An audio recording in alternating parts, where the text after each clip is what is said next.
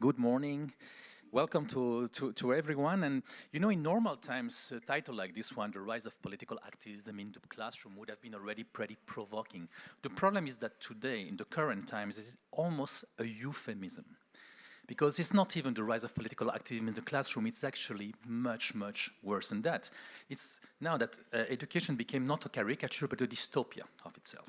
So we are speaking about schools where, you know, some white 6 or 7 year old boys in particular, pupils in general, are taught to feel guilty just because they're white. We are speaking about classrooms in France where you can no longer teach the Holocaust, for example. We are also speaking about universities like the most expensive and allegedly prestigious universities where apparently it's fair to call for genocide, for example. We are speaking about teachers that are cancelled. We are speaking about classrooms where pride flags all the time. And we are speaking about schools that doesn't provide neither wings nor roots, to refer also to what Frank Furedi said this morning, and where our students and pupils are castrated and mutilated intellectually, and in the worst case scenario, also physically. This is the landscape.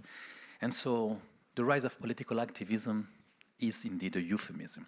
To speak about this urgency and the spread of this craze, of this delirium, four distinguished panelists with us. I will start with you, Mrs. Snyder. Ladies first. This is not a microaggression or microdiscrimination. You are a former K-12 educator, school counselor in the US, in South Carolina, a teacher educator, and an author, an activist of, let's call it, normal traditional education.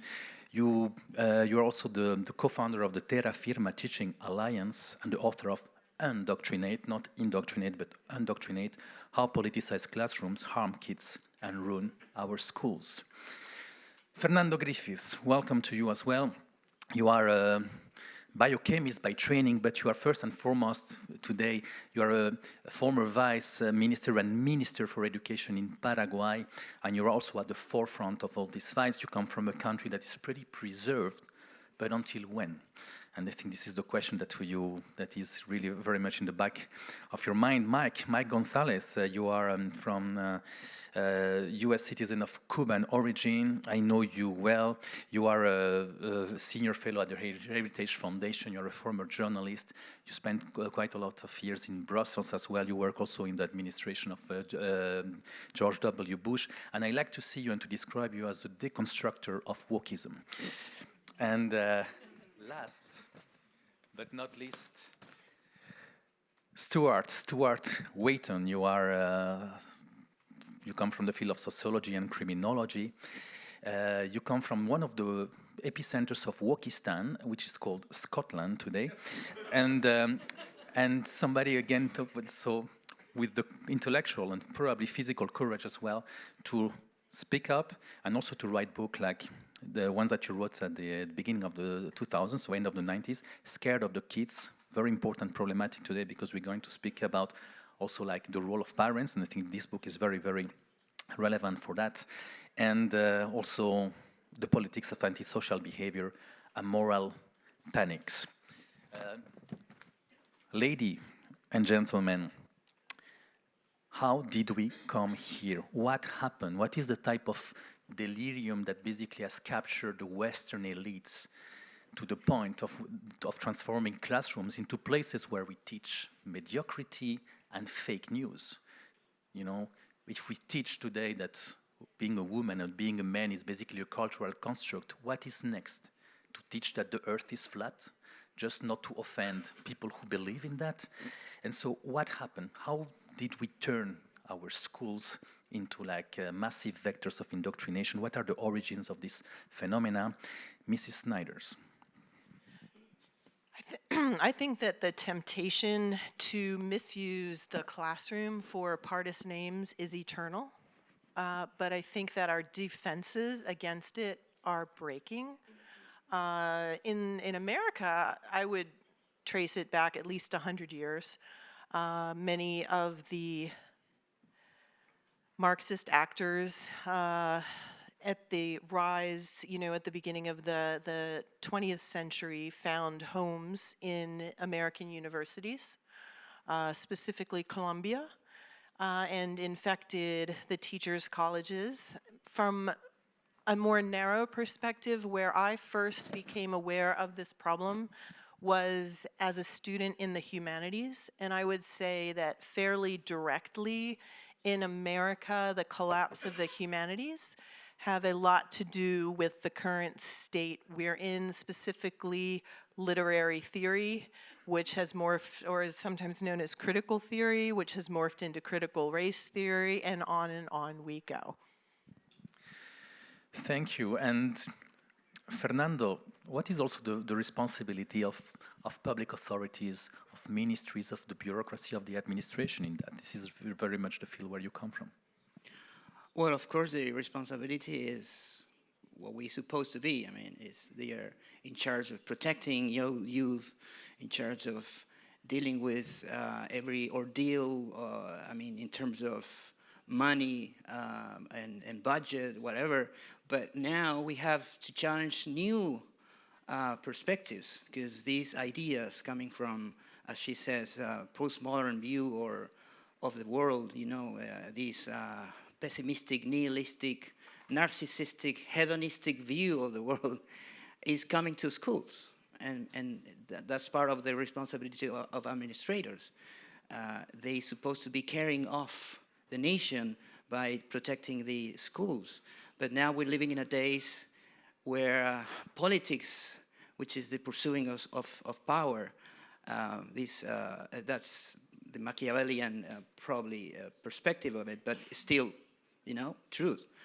Politics took education as a tool, as a territory, so that what is being taught in schools is not necessarily the truth, but is a political agenda, and we have to deal with that, and we have to understand that, and that's one of the biggest challenges we have, especially in Latin American countries, where number one, because this is so multidisciplinary. I mean, this is not about education only.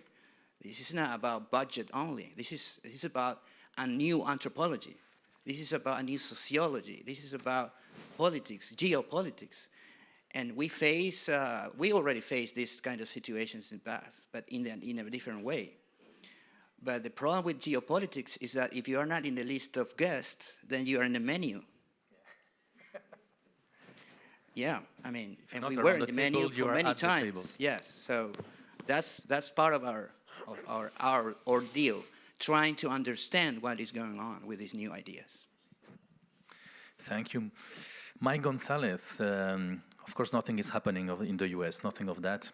Can you tell us more, please? Thank you very much, and thank you to MCC for inviting us. I feel in some ways that Bonnie and I are visitors from the future. In America, things have progressed much further. I kind of grew up in Europe part of my time. I visit Europe a lot. But I do believe, from what I know of Europe, that we're much more into the future in terms of the fight that we have. We're actually in the middle of regime politics in the US. We have two regimes that are vying for power. And that's, I think, the best way to look at it. When you ask why is American politics so crazy, it's because it's regime politics. And frankly, education is never value-free. This idea of value neutrality, of institutional neutrality is crazy. The same way that you can believe that you can go through life without God. No, there's always a hole that something else comes in and fills it. And in terms of education, if Western civilization retreats, something else fills it. In the American case, it's not that Western civilization retreated, it's that a completely different view of how society should be constructed and constituted has ousted Western civilization. And so we're in the midst of that. The part of the good news is that, and I think the previous panel, by the way, Ferretti and Joanna Williams, Professor Madhav, were very, very, very good. So same with Professor Tate. But I think we're a little bit too pessimistic. Part of the good news that I bring from the U.S. is that the zeitgeist is against us. It's true. The New York Times, the heads of all the museums, the Washington Post, the heads of universities are all against us. but they're becoming less and less relevant, and we have a pretty good idea of what needs to happen. A lot will depend on what happens in November in America.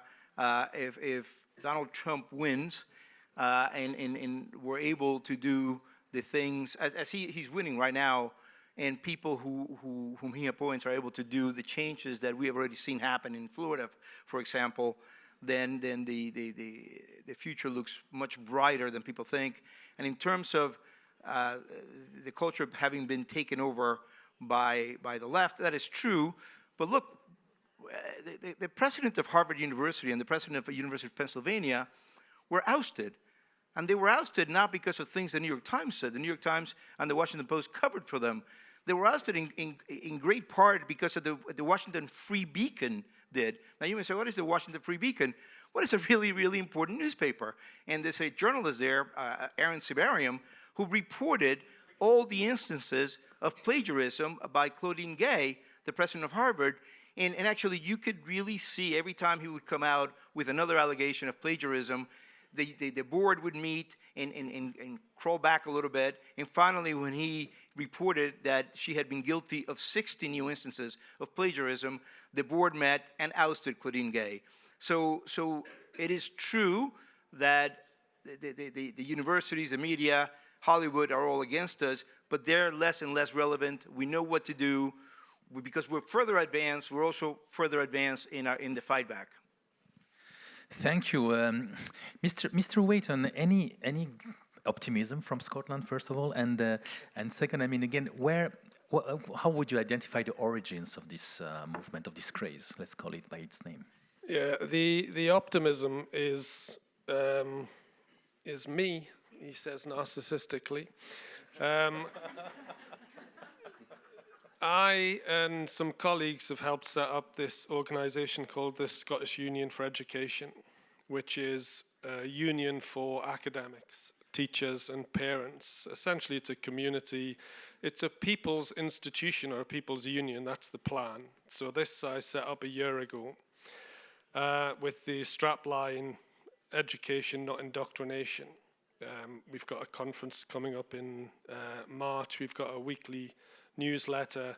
We're now employing 3 people, very, very part-time, I have to say. And we've got little parents groups popping up around the country.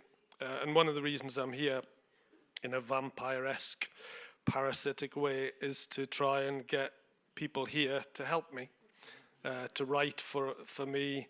And if there's any millionaires in the room, please come forward. In terms of optimism, pessimism, what happens at the minute is we get stories, we get emails constantly from parents and increasingly teachers. I think teachers are very important, actually. So there was a recent nursery worker got in touch to explain that their nursery had just had a cull of books, get rid of a lot of their books. Because they were too old-fashioned. And one of the lovely books they brought in was a book called Julian is a Mermaid, which is essentially a transgender book. So a transgender book is now being read to 3- and 4-year-olds in Fife, the Kingdom of Fife. There was a nursery worker, a trans nursery worker in Glasgow, just a trainee. That eventually we made as a news story, and they left. But that created all sorts of questions about what does that mean in terms of workers and so on. And possibly most significantly is that the Scottish curriculum at 11 years old teaches children about transgenderism. It's in the curriculum. So this is, as I think you were saying in terms of it's institutionalized. It is institutionalized, and it's a serious problem. Now, in terms of, so what I've been trying to do, I thought I'll try and write a book to explain the trans stuff, which is provisionally, I'll not end up writing it, but it's provisionally called Why the Western Elites Have Gone Trans Crazy. And the thing is, there's lots of funny or silly or mad examples you can use about the trans thing. But that doesn't explain how head teachers, civil servants, social workers, psychologists who are talking to kids, across the board, how they've come to adopt this thing. So this is my take on it in terms of why, at least this is its strong card. And I think the strong card today is that, at least from the 1970s, which basically means all of us have become, and I think this is what Mike was talking about, we've become a different type of person. So in terms of how we think about ourselves and what freedom means for us, it's increasingly about me. So coming back to the narcissism strand, it's increasingly about me. I know I'm like this, right? And I think most of us are like this, and our lives and our culture encourage us to think that the world is about ourselves, and how we think about freedom is about ourselves and about me. And I think once you've gone on that path and you start to think of people and what is morally good and what is right in terms of yourself and how you are and how you feel, and around this idea of my identity, then someone to not accept you for who you are is an offense, right? So if I now tell you I'm a woman, who are you to tell me any different? And I think that's a serious problem, that there's a general culture that provides the framework for something like transgenderism and identity politics. And the real difficulty I find in terms of, especially I think for parents, is that this all comes in the form of a discussion about being kind and protective and wanting to liberate pupils and keep them safe. And it's all this language, and I think that's a real difficulty, especially for parents, when they're confronted about this by head teachers and organizations. So while we can kind of laugh at some of the madness of this, I think there are sort of deep cultural issues that underpin the framework. Yeah, this tyranny of niceness, finally, that can be definitely something that, combined with prosperity, I think this is also one of the cocktails that explain wokeism. Some of you referred already to the madness of Western elites, and it's true to a large extent, wokeism is a Western, elitist, even urban phenomenon. And some elites that we didn't mention yet, but I think they might be part also of the landscape here, are like the international organizations. Whenever you hear the UN and the Agenda 2030, or you hear the European Union and some other international organizations, we also mentioned PISA in the previous panel, on their obsession with skills instead of knowledge, competences like this, also cheap psychology, and also like how they are really playing the role of vectors of this ideology. What do you think about them? Do you feel, for example, Fernando Griffith, that in Paraguay you are under pressure? Did you have any problems with the European Union on that? And also, for example, Mrs. Snyder, you as somebody who is really on the ground, I mean, you basically went into all the steps of education. Could you feel that sometimes this ideology was something that was falling on your shoulder, top down, really, as if no one has asked for it? So Fernando first, then Mrs. Snyder, and then the others as well. Your views are more than welcome. Sure, we are under pressure. There is a cooperation of European Union to Paraguay, 86 million euros for education. But that part of it, a big chunk of it, goes to NGOs who are introducing gender ideology in the educational system, and is conditioned to that. There is also a huge controversy now in Paraguay with the European Union, and because there is one type of law you have here for exportations from countries like Paraguay. You know that we are a huge exporter of food. And this condition is that we cannot export anything that has been planted or grown in a place where it was deforested before. And that's almost impossible to prove, you know. So it's, in terms of real deals, this is nonsense. And there is a huge pressure also in the legal system coming from UN, OAS, all the international system, because all the legal frame, the SDGs, as you see the 2030 agenda, Development goals, yes, was made without considering the national constitutions. So if many of the goals are in my country non-constitutional. So we have to change that. We have the pressure to change that to align with this political agenda. Thank you. Bonnie Snyder, what is your take on that? The United States is different.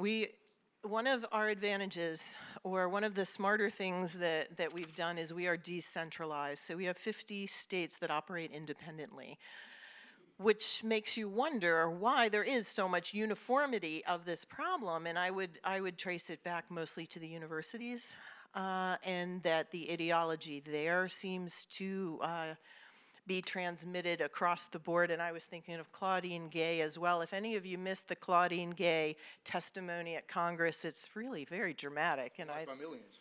yeah, and I would say that these ideas are being adopted voluntarily, and that's the trance that is so interesting to try to understand. And I think Claudine Gay really summarized very well part of the problem in her defense. She said, well, I didn't get to express my truth. And, you know, the motto of Harvard, where she was very briefly the president, is veritas, which is the truth. And that goes back to the narcissism we're talking here, that truth like my truth, you know, I would like to think we all share the same truth regarding something like gravity. And that if I thought I had a different, you know, version of that I would be proven wrong, you know, quickly and not in a mortal fashion. Thank you. Mike Gonzalez, again, for example, the examples I took about this international pressure, is it, for example, in the US the case also of Washington, of DC, of the federal level of government, when I heard, for example, that they were confiscating some funds to Florida, some canteen funds, because the governor of Florida also pushed some anti-woke legislation? It sounded very familiar with what is happening here in the European Union. What is your take? Let me very briefly answer that question and then answer the larger question. In the U.S., the Constitution is very silent. On federal control of the education, the natural sovereign of education is actually the families. But if anything, it's the school districts, and we have between 10,000 and 14,000 school districts. But at the very least, it's the 50 states. In terms of so Washington has to get out of it. One of the recommendations that we're making at Heritage is to get rid of the Department of Education altogether. Many people think that it was established by Hamilton or Jefferson. No, it was established by Jimmy Carter. Well, I was alive. Perhaps many of you weren't. But look, in this question of Davos and the EU and the UN, I think it is important. I don't want to minimize it, but I think we as conservatives perhaps get too hung up on that, which we should, but we sometimes ignore the role that the leftist networks play, which is immense as well. I'm talking about the World Economic Forum, the World Social Forum, which was set up as a rival to the World Economic Forum, was set up by communists from Brazil and from France. We have the Foro de Sao Paulo, which was established by Castro and Lula. We have the Grupo de Puebla, and their reach is immense. The World Social Forum dictated that a chapter of the U.S. it would be set up in the U.S. The U.S. Social Forum, which was duly established in 2006, after Chavez said they should establish it. Guess who was there? Guess who was one of the organizers? Alicia Garza. Alicia Garza, if you don't know, is one of the architects of BLM. Patrice Cullors was also there. They were nurtured by these networks years before they established BLM.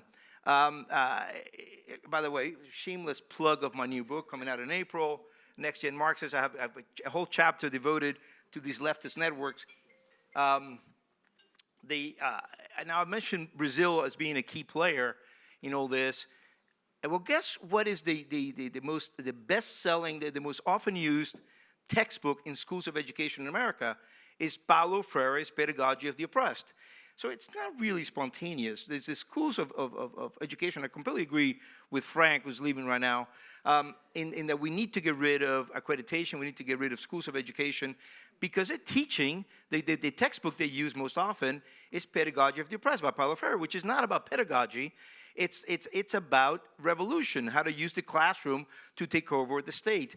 Now, it is true, and let me go back to the UN and to Davos, that Paulo Freire worked for a UN group, that he is connected, that Klaus Schwab is a big fan of one of the mentors of Paulo Freire. So they're not without blame here. They're also very tied. I tend to divide, this is a very general division, I tend to divide the Davos crowd as corporatists, in the image of Mussolini and Salazar and Franco and the PRI party in Mexico, and the other groups, the World Social Forum and the Group of the Puebla and the Foro de Sao Paulo, as much more Marxists. Obviously, both mean the state runs society, the individual is oppressed, and they agree on many things. But that's a general division that I make. Thank you. Stuart Wayton, from Scotland, do you also feel this pressure, or do you rather, is it top-down or rather bottom-up? It's embraced. I think one of the problems Scotland's got is that it, especially as a new country, to the extent that Scotland is a country, I hope there's no other Scots in the room, I'll offend them. But what I think the UN in particular does is it helps to give legitimacy to the kind of the new elites that run these institutions. So especially, and again, I think terms that need to be unpicked and critiqued. If you talk about human rights, you already sound like you're on the side of good. And if you say children's rights, it also sounds like you're on the side of good. It's interesting, I didn't realize it was Hillary Clinton in 1974 who started to develop a paper on children's rights. Anyway, so what's happening in Scotland is that they start to adopt, or attempt to adopt, aspects of the Human Rights Bill. And this is a taste of the Human Rights Bill in terms of the justification for why this is needed and why children's rights are needed. This is in a government publication. They say Scotland needs this form of liberation, because it's liberation from prejudices taught to us by older generations. Right, so that's why we need the Human Rights Bill, apparently. And one of the things I think is quite interesting is I hadn't picked up on this. One of the reasons that I set up the Scottish Union for Education was because there were already protests, smallish protests, taking place in Glasgow and Edinburgh against the sex education curriculum. Now, this had completely passed me by. I'm a university lecturer. My kids are too old to be at school now. But suddenly, certain individuals were noticing that the sex education curriculum was weird. And it is weird. And so, for example, a Glasgow parent told me recently that her head teacher said, this is for primary school, so 11 years and younger, oh, you'll be pleased to know we've taken the clitoris off the curriculum.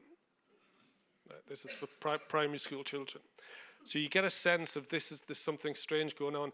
And then you look at the United Nations, and the United Nations are quite upfront about the fact that what you need is sexuality education, and children have a right, as part of children's rights, to sexuality education because children are sexual from birth.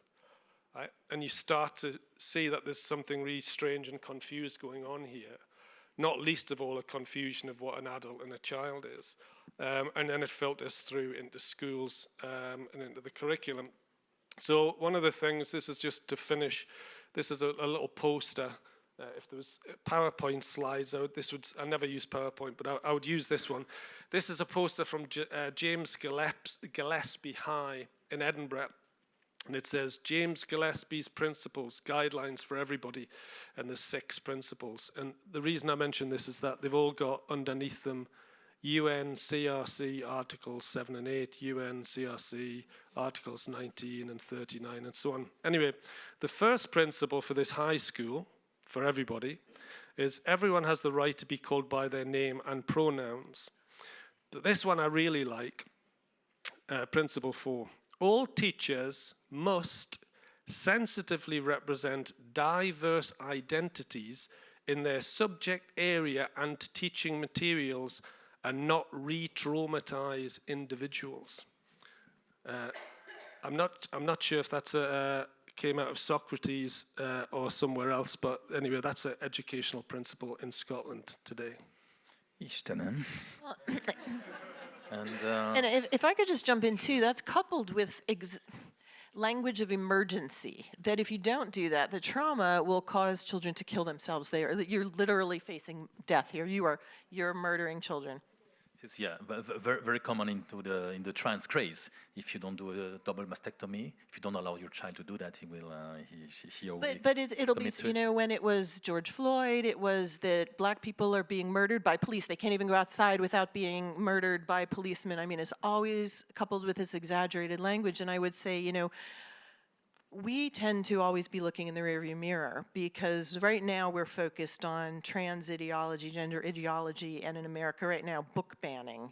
So-called book banning is a big thing. And I promise you they're cooking up something different for next school year, and that's what we have to figure out is what's coming next to get ahead of it instead of constantly being behind and playing catch-up. Thank you. And you know, the reason why I asked you this question and also why I'm personally interested in this matter, Mike, is that, you know, here in Hungary, we feel this top-down pressure. Because today, as we speak, 180,000 Hungarian students and countless professors and researchers are excluded from the Erasmus program and the Horizon program. For God knows what and why, we don't even know.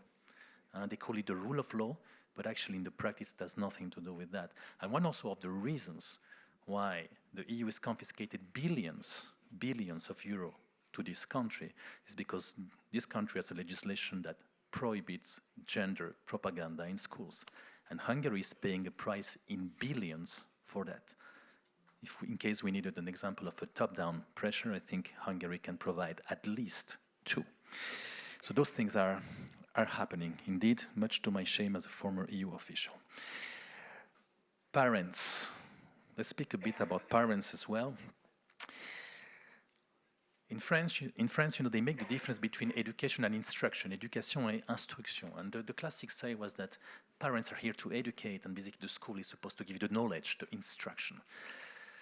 Are they part of, I mean, coming back also to the roots of and the origins of this woke craze and this indoctrination in schools, are parents part of the problem or the solution? Is there like that they were too passive and they let it happen, or to the contrary, they are becoming like the bastions of resistance to protect their children? I have the impression that the resistance is coming from them, but I also have the impression that for decades they just delegated, you know, their role into the state. And maybe to answer this question, may I give the floor first to Stuart Wayton, because you basically wrote a book about it already in 25 years ago.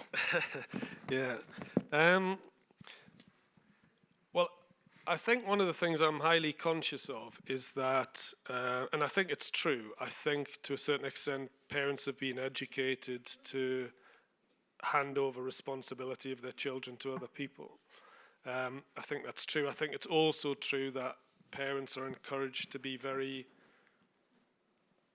inward-looking in terms of their own child, right? So, which isn't necessarily a good thing, and instead of seeing the problems that they and their child has are similar to other children. So I suppose that's partly what we're trying to do, is to try and collectivize the experience of parents, so that you don't just experience things in a kind of rather narrow, individual way, but are able to see that actually there is a common sense. And I think there is a common sense, you see. I do think if you ask most parents, do you think women have penises? I think most people will say, no, I don't think so. If you say, do you think it's good that your child is taught that they have white privilege? Do you think that's a good idea and that they should have a sense of shame and guilt? I think they'll say no. And if you say, would you like them to have a really good education in terms of knowing lots of stuff, even at that level? I think most parents would say yes, that's what they want, right? So I think both things are true. I think there is a problem of isolation but also the potential. I'll give you another example in terms of what this was an ex-head teacher said to me when she was describing what happened with sex education in the past, which was kind of interesting, because I do think actually the schools and head teachers themselves are purposefully isolating parents. Because what she said, what happened in the past was that we were going to change the sex education curriculum. This is 30 years ago or so. So we invited all the parents into the school and we told them what we were going to teach and showed them the material, right? And then we had a discussion about it. Very collective, very communal, very connected between the teachers and the parents. Really seems a very sensible kind of thing. Whereas now, I think teachers and head teachers see their job as almost as to separate the children and see their values as in conflict. So what they constantly do when a parent says they want to come with a few friends, they always refuse and they'll say, "I'll talk to you by yourself." Right? So schools and head teachers constantly try to limit the resistance from parents to individual parents. And I think that's where the potential lies, is actually being able to get parents to work collectively. Because I do think there is a certain level of common sense which smacks against what is actually happening in schools at the moment.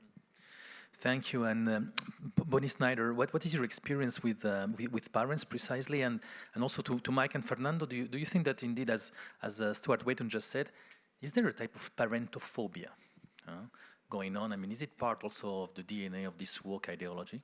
But Bonnie Snyder, the floor is yours. So there's a saying in the U.S., I don't know if you have this, that we used to think politics stops at the classroom door, and parents were too trusting, definitely. The lack of transparency between school and parents has caused a parental uprising, angry mama bears, I call them. And it's so bad at this point that teachers are being told to deceive parents. And in our group, Terra Firma, we work with teachers who say, no, whose personal conscience is being violated by what they're being asked to do. For example, if you have a girl who comes to school and at school adopts a separate identity from at home, you're supposed to deceive the parents, and you have to remember a different name and use a different pronoun when you're talking to the parents. So we're currently working with teachers who are suing their own schools, saying, I will not participate. Mike. I've heard that French expression too. I lived in France. I don't know what the French mean by that. It's France in many ways is still living with the negative, detrimental after effects of the French Revolution. In America, as Bonnie said, America is very different, and because America has been such a magnet for immigrants, since the 1840s, starting with the Irish and the Swedes and the Germans, we have attracted well over 100 million immigrants. So the schools, the common schools, were used to educate immigrants and to transmit. Professor Tate talked about the transmission of culture. So the common schools were used to first in New York and Boston, and then they came after the Mexican War, went to Southwest to teach would later become Mexican-American kids what American culture was.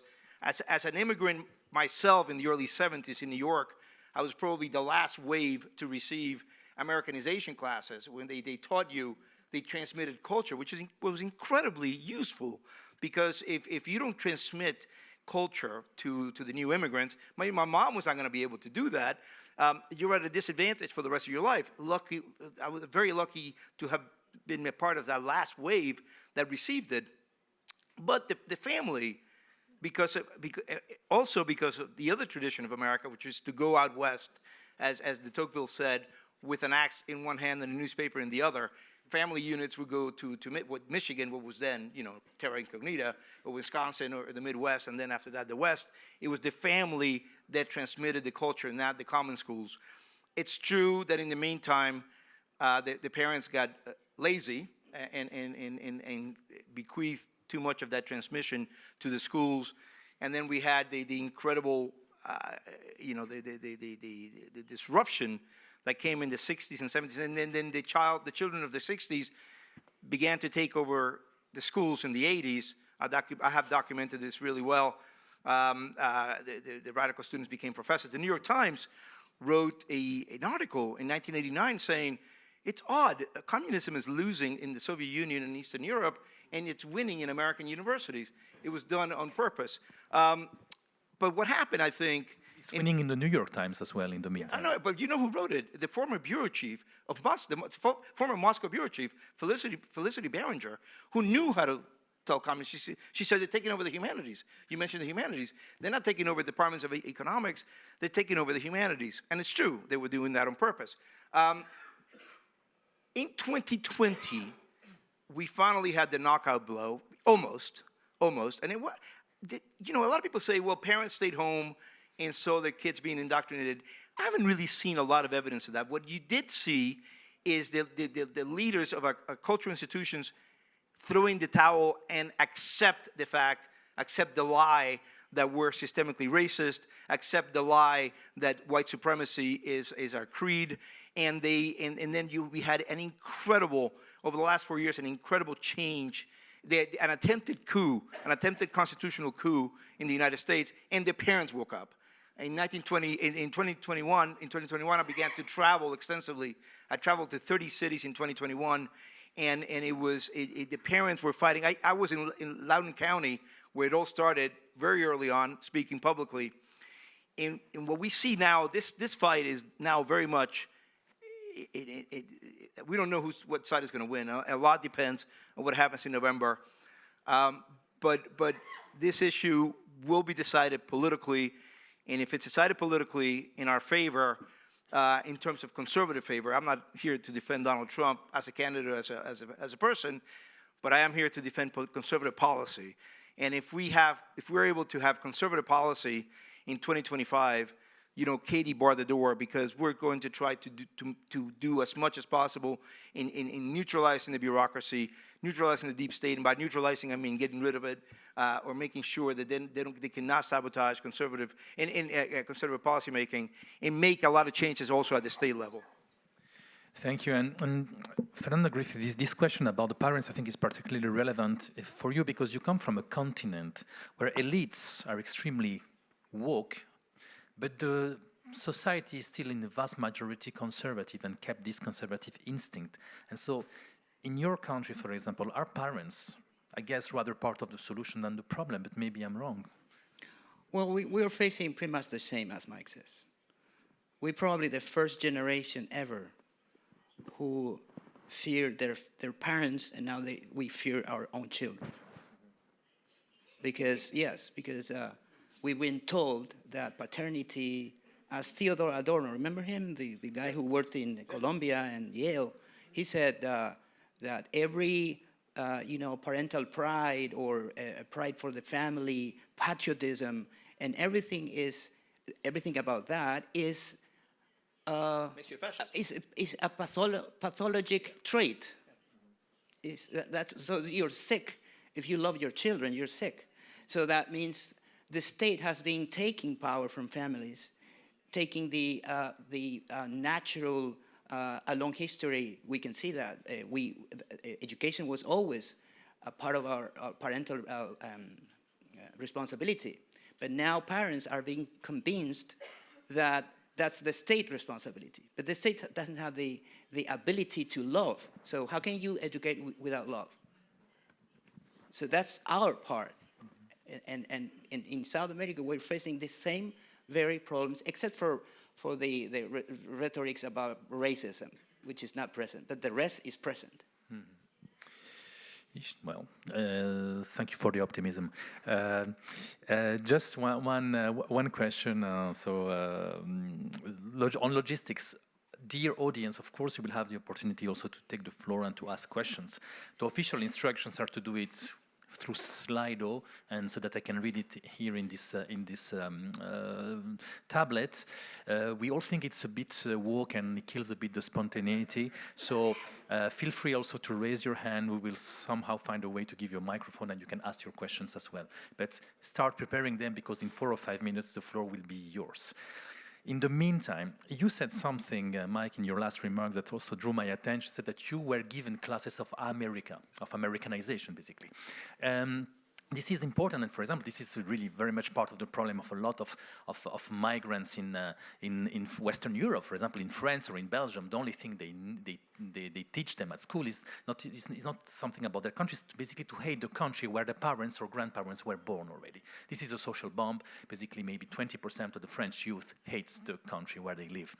But my question is, and this is off scenario, but we will improvise a bit, is like, now that schools are indoctrinated, how can we take back control? With another indoctrination? Is this like the tactics we should use, or should we play the card of, like pluralism and instruction? But again, isn't that a bit naive? I'm asking, and so especially for those who are very much involved in the school. So Bonnie and Stuart, I mean, how do you fight indoctrination? With another one? I have two thoughts. One, well, first of all, mutual ceasefire. What you don't want other people doing to your children, you do not do to other people's children. Do not do unto others how you would not have them do unto you. But my other thought is that conservatives need to enter the field of education. We've largely abandoned the field. So to our own discredit, if we don't, then the most important thing is being there. We haven't talked about this. I'm the only female on the panel, but in schools today, K-12 schools in America are more female than they were when I went to school. We don't have enough. We need balance. We need ideological balance, and we also need gender balance within the schools. We need more dads in the schools, because when the dads show up, the nonsense, everybody knows when dad shows up, you're in trouble, because, and the nonsense has to stop. So we need to show up, and even if you can't become a teacher, maybe you can become a substitute teacher. Get in there and see what's going on. Thank you, Stuart. Yeah, I don't think you can persuade somebody not to be obsessed with their identity. I just think you can encourage them to be interested in something else. So to aspire for more. I think you can also point out their prejudices. So I often show a little Hans Rosling YouTube video to my students where he does this little quiz and asks them, do you think education for women around the world, what age do you think women are educated up to? Do you think serious poverty has gone up, down, or where do you think that is? And how many people do you think die from natural disasters? And I get my students to do this. And I'm able to show them every year without fail that they're all pessimists, because they've been part of what I would call a kind of catastrophizing education system that encourages you to think cynically about your society rather than realize that your society is actually brilliant. Because in all these levels, society's got better and better and better at a level that's unimaginable, and even would have been unimaginable 30 or 40 years ago. So actually society is brilliant in many respects, and humanity is brilliant, which at least hopefully stops them being so cynical. Finally, another thing I do is I get them to read Kant on the Enlightenment.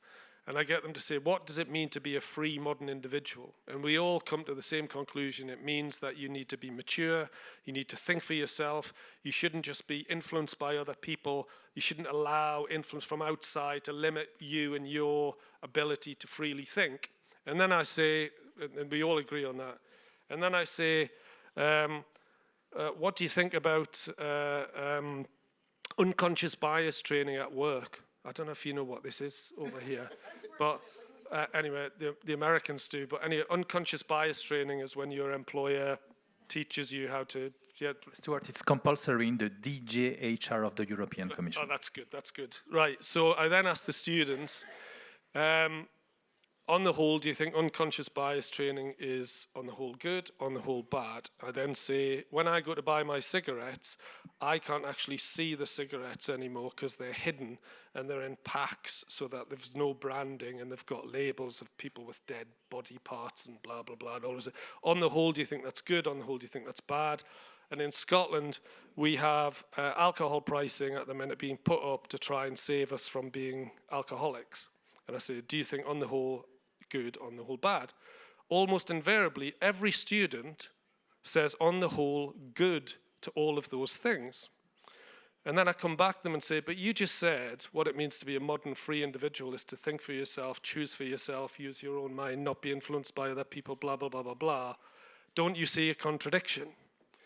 And then the conversation starts. Thank you. I don't know if Fernando and Mike want to add something to that. Just very quickly, Bonnie, I don't think you should make the assumption that you're the only woman here. You know, any of us could be. Exactly. Exactly. As a woman today, I think, Stuart, that you can't stop teaching grievances to children, to feel aggrieved, to feel that they should hate society, and I'm gonna disagree with you, Bonnie. Don't do to other people's children what you don't want to be done to yours. You cannot have value neutrality. It will not exist. Education will never be value neutral. Luckily, in the United States, as I said, we have 10,000 school districts, at least 50 states. Let each district or each state decide, and let these models, these laboratories flourish, and let people choose. In America, that is happening. Millions of Americans are moving each year, and it's all going in one direction. People are leaving California in droves. By the way, to leave California, California is just beautiful, completely beautiful. To leave California, it must be a mess. And people are leaving California in droves. People are leaving Illinois. People are leaving New York. They're moving to Florida. They're moving to Tennessee. It's an exodus from blue America to red America, and that is we have to continue this. But let each state and each district have the education that it wants. Fernando. Rodrigo and friends, I think we should go back to, as we said in the previous panel, to the classics. Maybe Thomas Aquinas, for example, who speak, because in this way we should be away from, we would be away from indoctrination, because we are seeking the truth, the objective truth. Yes. We're seeking the beauty. Beauty is not only physical, it's about your thoughts, your intentions. Even forgiveness is beautiful. We have here Scruton listening to us.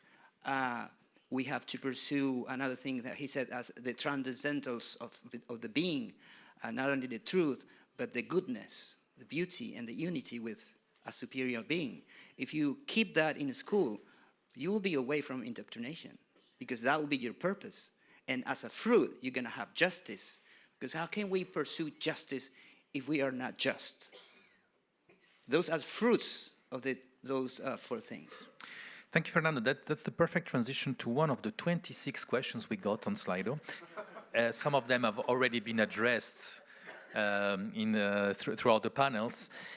Throughout the panel, but one where I think we might have different points of view here among the panelists. So let me be a bit selective. Of course, I cannot ask them all. But basically, the question is, can we win this battle without putting Christianity back at the source of our education? Feel free to disagree with that. We are not in Harvard with Claudine Gay. There's no cancel culture here. I personally disagree with that, but what is your view? Maybe to continue what you just said, Fernando. Yeah, I think we have to think in a wise way. We're not only saving nations, we're not only saving systems, we're saving people. Once you understand that, you will be strong enough to continue your work, to continue your fight. We're saving people with names, with future, with purposes. I'll give you a one-word answer: no. So no, not without Christianity. We have to put it back at the core of the teaching. I don't think so. No. You don't think so? Okay. Well, as a as a practicing atheist myself, Thank you for the answer. I don't see that. Although, you know, some of my best friends are Christians, as they say. But it is a curious phenomenon that I've found over the last 10 years, that the people I work with more often than not are Christians. Partly because it's one of the few places where people still organize around a belief system, because people don't really organize around political belief systems in the same way or anything else, but you still have people who have a sense of belief, who are collective to a certain extent. So I do think that is significant and important, and I do think that there is an assault on people's freedom of conscience, especially in Scotland at the minute. They're introducing a conversion therapy bill potentially, which will mean that if you, as a Christian or any parent actually, say to your child that you don't think they are transgender, you could potentially go to prison for 7 years. That's the if they introduce this law, that's potentially the case. So no, I don't think Christianity necessarily has to be at the heart of education or changes in society, but I certainly think that Christians are going to play a role in re-establishing it. And yet at the heart of, you know, when I think, what is the opposite, the antithesis of woke, it sends me to the Bible. I think Judeo-Christianity is the antithesis of what they're promoting. And just to give the example of transgender, it's the question, you know, are we a creature or are we the creator? Very, very, very good point. Thank you. There's one sentence here that I see in the tablets. Someone says the infancy, childhood, is the paradise of human being. Let it be. And that leads me also to the last question that I had in my list, which is indeed about children. We have 2 minutes, 3, 4 minutes to answer that. But what is the most damaging consequences of indoctrination for children? Their innocence, their thirst for excellence, because we feed them with mediocrity and low standards. Innocence, of course, through gender propaganda can be totally killed, or their knowledge, because by teaching ideology instead of facts, or even competences instead of knowledge, we are also killing that. What is the biggest damage for children? Innocence, excellence, or knowledge? Very briefly, something has happened in America this week. This is a woman named Heidi Prisbilla, who is a very well-known journalist, who has written and went on TV to say that people who believe that governments do not create our rights, but that our rights come from God and from nature, are something called are extremists called Christian nationalists. This woman, an accomplished young woman, has never been taught that America is based on the belief of natural law and natural right. She has beclowned herself, which is too bad, because she could be a promising journalist. She just lacks this basic knowledge that nobody has told her that absent the idea that governments do not create rights, you have totalitarianism. That is, I think, one of the best examples of what happens when a whole generation is bereft of the transmission of culture. Similarly, Robin DiAngelo pointed to the creation of life in the Sistine Chapel and how God is touching the finger of David. Remember that one? Just for the record, Robin DiAngelo is one of the icons of woke sociology. She's basically a professional bullshitter, and she's the inventor of whiteness, if I'm not wrong, and all those things. And so I just wanted to make clear to the audience. With your question, is it a multiple choice? Can we choose all of the above? All of the above is also fine. Rodrigo, I think this is this Gramscian idea of taking culture as a superpower. And this is the execution of that idea. So that's the cultural hegemony that he predicted.